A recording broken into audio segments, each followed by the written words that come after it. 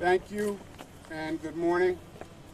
I'm here today with Mary Ellen Odell, who is the County Executive of Putnam County, Sam Oliverio, who is the Supervisor of Putnam Valley, Roger Perino, who's the Commissioner from New York State Homeland Security, who you'll hear from in a moment, John Rhodes, who's the Chairman of the Public Service Commission, which oversees the state's utilities, Superintendent George Beach, who is the head of the New York State Police, Kathy Calhoun, who is the director of the New York State Operations and runs the emergency management services for us. Ted Westhouse is the Chief of Staff for the New York State Department of Transportation, and General Tim LaBarge, who is in charge of the National Guard for the state of New York. As everyone knows by now, there was a band of severe thunderstorms that moved through the area yesterday. It was not unique to New York. It was the Northeast. It came up through the western part of the country. The severe thunderstorms were very, very bad. You had hail the size of golf balls. The bands were fairly narrow and limited and fast moving, but they did a significant amount of damage as they went past. The Weather Service is looking to see whether or not tornadoes actually touched down. And when you look at the amount of damage we have, I wouldn't be surprised. You have trees down, you have utility poles down, you have power lines down. I urge caution for people and to tell their children if they see a power line in the street, it might be live, so they shouldn't go near it. If there's a tree in a precarious position, they should be careful with that. We're expecting more rain. The ground will get softer. And trees that are in a bad position, it may actually get worse. We had about 200,000 people without power. The utility crews did a great job working overnight. That number is now down to about 157,000. We have 30,000 in Putnam County. Putnam Valley is 4,000. Dutchess County, 23,000. Orange County, 50,000. Rockland, 2,000. Sullivan, 19. Ulster, 7. And Westchester, 24,000 people without power. Normally we have 4,300 utility workers on site. We'll be bringing in an additional 1,100 to help clean up the mess. Department of Transportation is on site. They have hundreds of pieces of equipment. They'll be working with the county executive to coordinate resources as well as the local town supervisors. Department of Homeland Security for the state has hundreds of generators, 60,000 meals for people who may be displaced, etc. The Department of Public Service is working with the utilities. There has been an issue in terms of utility response, and when you're without power, any delay is too long, and we understand that. There is significant damage. We're bringing in more utility crews, but John Rhodes, who's here from DPS, will be making sure the utilities stay on top of it and they are deploying the proper resources. There's an emergency number for someone who is without power, 1-800-342-3377. If you are without power and you have an emergency situation, we can bring emergency generators, we can bring meals, we can bring water, so let us know if that situation exists. We will be working diligently over the next couple of days to clean up this mess. The rain is expected to continue. That's going to make the cleanup more difficult, not less difficult.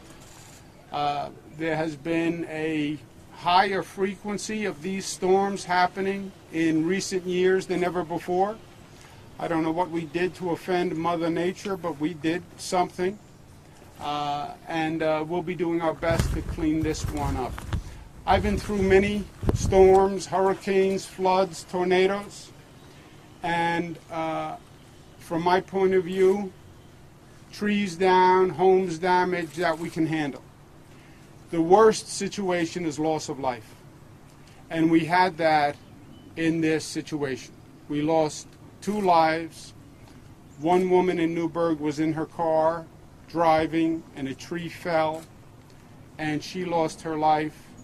second situation, which is just heartbreaking, is a mother and an 11-year-old daughter were in their driveway. The mother was unpacking her car. A tree fell and killed the young girl in the driveway. For that, there is nothing we can do for all our resources and all our good intent. And that is just a painful, painful situation. I think the most unnatural situation to deal with is the loss of a child.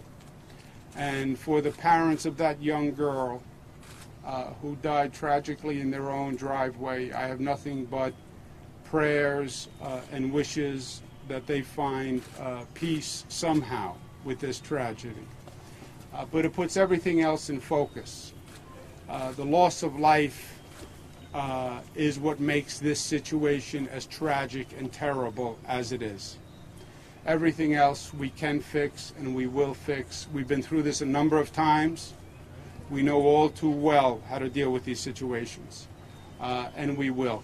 With that, let me turn it over to Roger Perino, who heads our Homeland Services Emergency Services. Roger. Thank you, sir.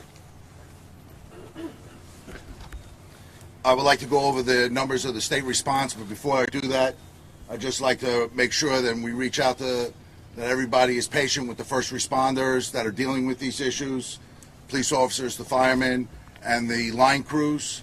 And in your frustration of your commute today, please don't take it out on them. They have a very difficult job.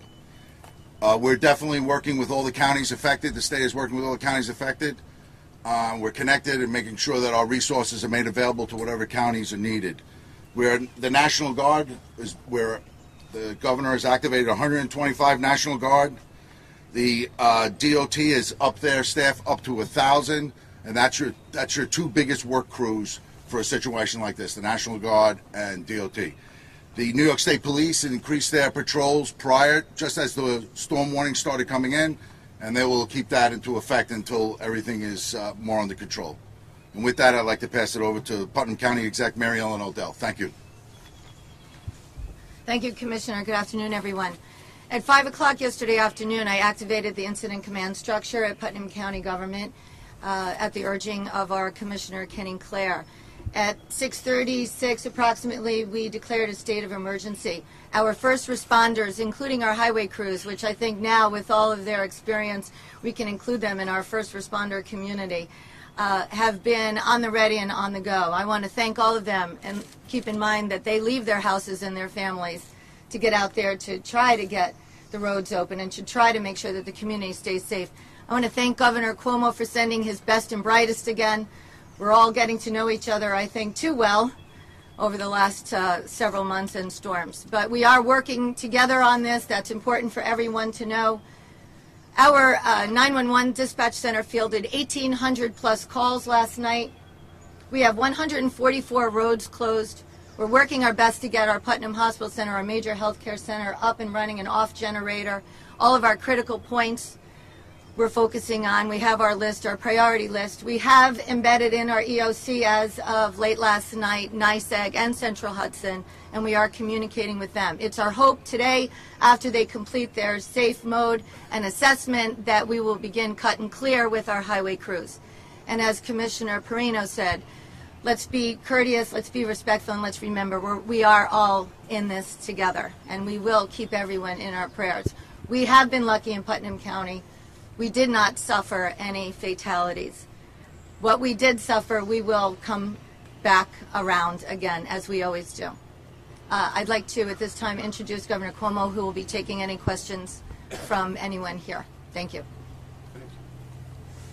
Thank you very much, and I'd like to thank the county executive and the supervisor and all their teams that did extraordinary work. You know, we tend to focus on the negative in these situations, what hasn't been done, what power hasn't been restored.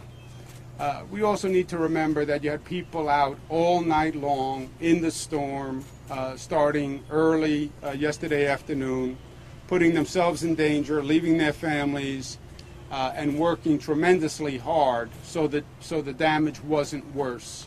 and we thank all of them, and we truly appreciate their service. Any questions on this topic for myself or any of my colleagues? Governor, I just have a question about the situation down at Grand Central last night, with the trains being, delayed, shut down for a bit. Just curious, is there a capacity at Grand Central where, I know it was closed for a time, there were so many people in there. Do you know if there's a capacity? Was it reached? Well, what happened was, in a storm, you often have a kaleidoscope of issues.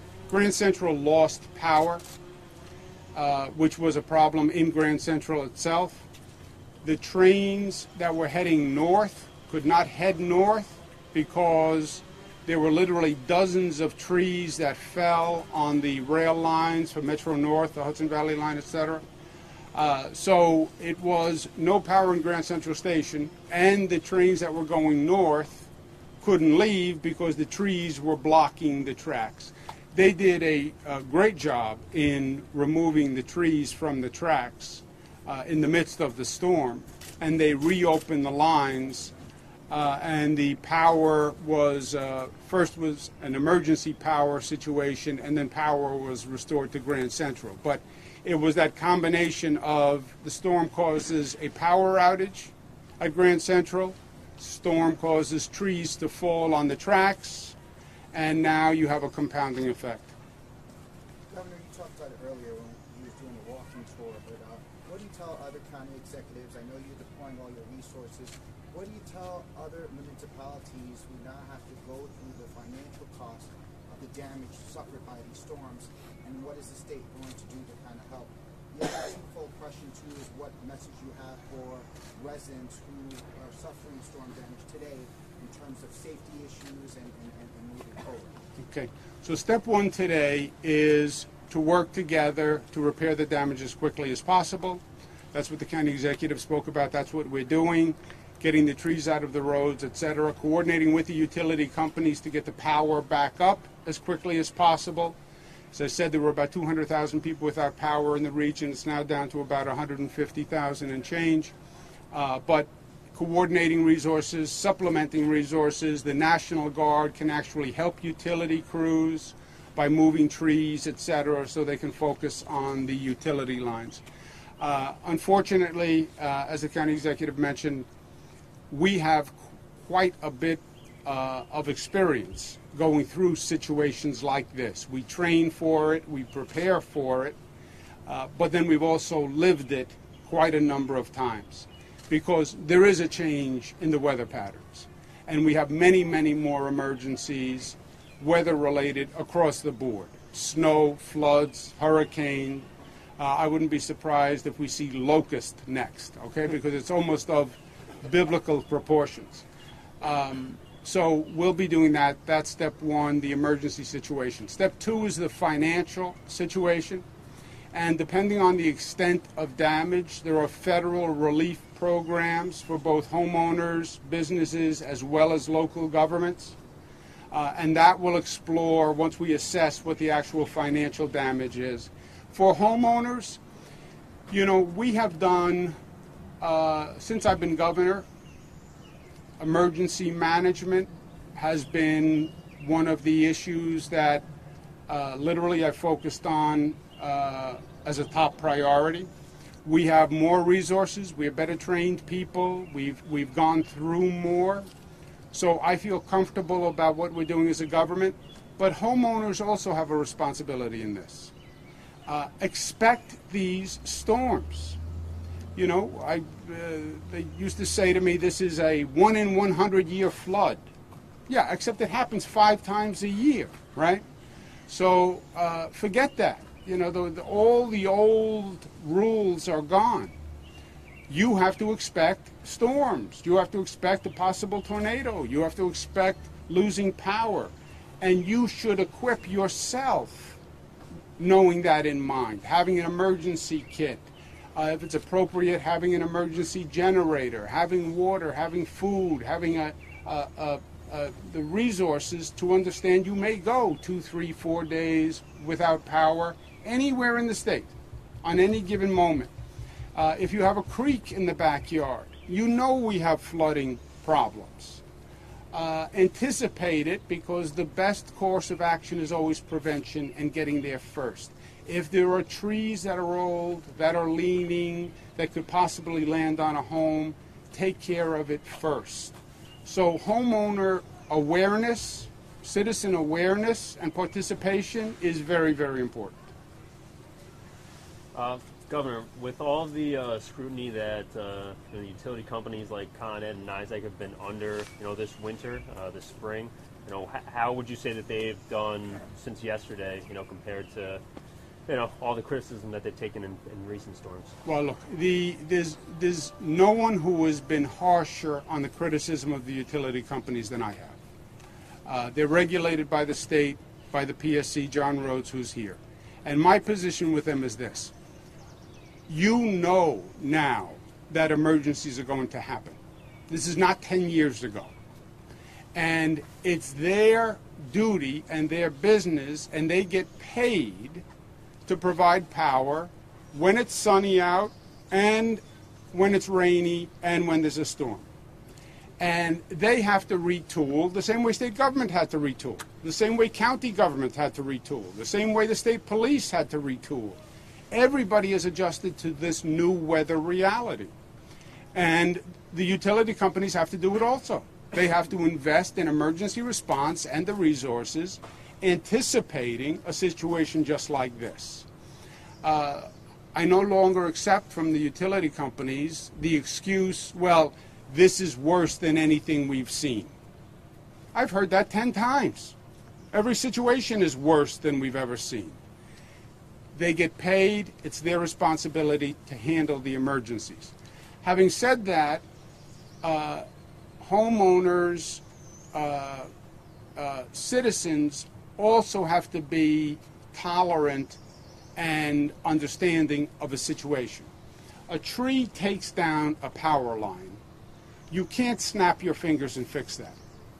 You have to get out there. You need chainsaws. You have to move that tree. You then have to get out a truck that can get to that location. They have to rehang the wire. It doesn't happen in 5 minutes. That is also a reality. So yes, the utility companies will work with, will coordinate. They've gotten better. We'll stay on them. But on the other hand, people have to be appreciative of the extent of the situation. Putnam County, 144 roads closed. I want my road opened. I understand that. I want my road open. But you have 144 roads to open. You have to be tolerant to an extent of the degree of the damage and what it's going to take. Last question. A question for the county executive. Can you kind of describe to us where you were during the time of the storms, what you was able to experience and hear during the powerful winds and the storm, and how you can compare it to anything else you've seen as being the county? I was sitting at my desk looking out over Lake Oneida in the hamlet of Carmel, which is the county seat, and I can tell you I have 3 large windows in my office overlooking. The center window is the American flag straight across. That's how severe the winds were, and the rain was pounding. The trees across on Lake Oneida were just bending and whipping around. That's the very second that I decided we were going to activate the Emergency Operations Center. And shortly thereafter, you start to hear the sirens of the first responders, our fire departments and our emergency services and our law enforcement going out. It was almost an immediate reaction to the event. How do you describe it on levels of things that you've seen since you've been county executive? For the period of time that it passed through where I was, I would say it was a 5, level 5. Level 5, absolutely. I can tell you in 1989, I was in Kings Grant condominium. My daughter Hope was 6 months old, and a tornado went right up my back of my condominium. Took the roofs off of our condominiums, exploded some of the other units. Not one fatality at that time either. The good Lord was with us then too. And I've been through, I've seen what tornadoes can do, and I would not be surprised if the Weather Service Commission does determine that we did, in fact, experience tornadoes in Putnam County. And certain residents have called in saying they are absolutely 100% positive that we did experience tornado conditions. Okay, thank you all very much. And then once again, thank the first responders and all the people who are out today doing a great job. Thank you for the effort, and stay safe, everyone. Thank you.